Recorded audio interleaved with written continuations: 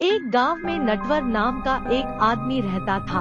वह बहुत ही लालची और लोगों को ठगने का काम करता रहता। गांव के लोग अक्सर उससे परेशान रहते थे। एक बार एक लड़का उस गांव में पहली बार आता है। नटवर को उस लड़के के बारे में पता चल जाता है। वह सोचता है कि उसे नया बकरा मिल गया, चलो इसे बेवकूफ बनाते हैं।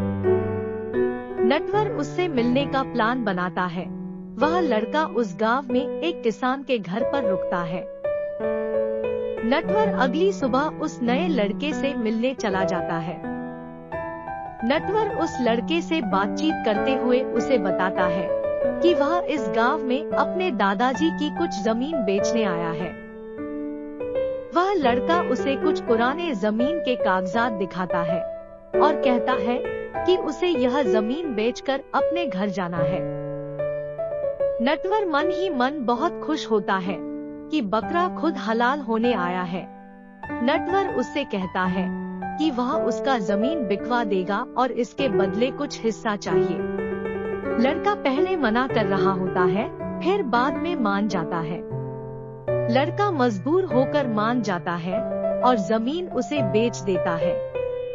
जमीन बेचने के बाद लड़का उसी दिन अपने घर वापस लौट जाता है। नटवर घर आकर बहुत खुश होता है कि कैसे उसने महंगी जमीन कोरी के भाव में खरीदी। अगली सुबह वह जमींदार के पास उस कागजात के साथ पहुंच जाता है और जमींदार से उस जमीन को बेचने की बात करता है।